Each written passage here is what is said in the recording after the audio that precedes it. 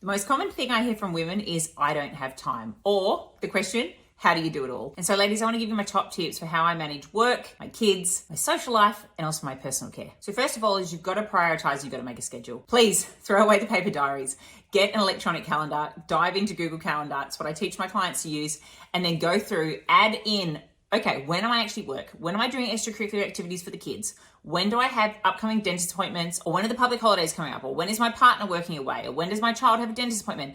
Get all of that stuff into electronic calendar. And then outside of that, you need to schedule your non-negotiables. So you need to think, okay, well, when out of all of that, once all that's in the calendar, when then is realistic for me to exercise? When can I actually do my meal planning? When can I do my food prep? When can you fit in those non-negotiable habits that help you manage yourself and manage your family and decrease your stress? The days of paper diaries are done, okay? You need something that's going to send you reminders and tell you what's happening, when it's happening on a daily basis, and you can't be expected to check a book. So please move away from that system and move to something that you can drag and drop if you need to. You can make as recurring events, and it makes your life so much easier to manage because you can see it laid out from week to week, and you can actually plan ahead or manipulate it if you need to. The wonderful thing about this system is it also allows you to be flexible. So if something suddenly comes up, you can drag and drop your meal planning somewhere else because suddenly your child needs to go to a sporting event or something. Who knows? There's always something going on with kids. So at least if you've got an electronic calendar, you can drag and drop it around. The non-negotiable habit doesn't just slide off the table. You can see where else it's going to fit in your week because you've been realistic about what you can actually fit into a whole week, and you know you're going to get to it and you don't feel stressed. The second tip around prioritizing your time is actually having clear boundaries. Part of prioritizing your time is, of course, you've got to work out, okay, when am I at work? When am I doing my housework? When am I dedicating quality time with my kids?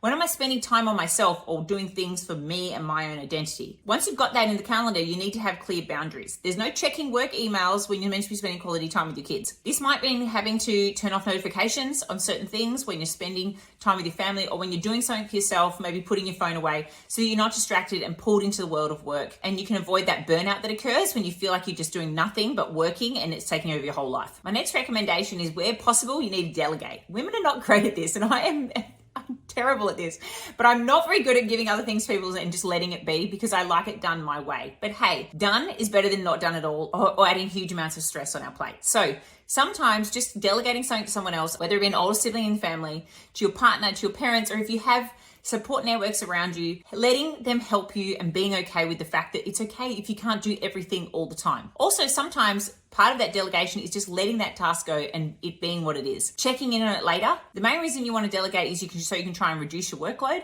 And instead of feeling like you're doing absolutely everything for everyone else, maybe there's a snippet of time in your day where you can do something for yourself. This brings me to my fourth point of practicing self-care. You need to find time and schedule those things that help you to relax and recharge. For me, that's exercise, it's reading a book, it's listening to a personal development podcast, even if it is when I'm hanging out a load of washing. As mothers, I understand we don't necessarily have a lot of downtime to ourselves, so you can be multitasking and doing things that make you feel like you're doing something for yourself while you're doing something else. That's great. For me, I do a lot of personal development in the car, when I'm hanging out washing, when I'm cleaning my house, and I don't feel like I'm losing brain cells as a result of pushing a mop around. But my advice is that when you schedule these acts of self-care, whether it be your exercise or your meditation, you need to treat it like a doctor's appointment for your child.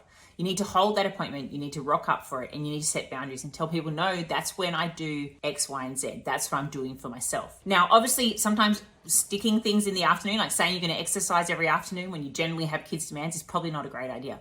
I find for a lot of women that I work with, the best time for them to exercise in the morning or meditate or do journaling or those kind of practices when they have less demands in their lives are generally in the morning because there's less extracurricular activities. So be methodical with where you put things in your schedule. This will help you manage your work-life balance, and you won't feel like everything is just falling on top of you at the last minute every single day.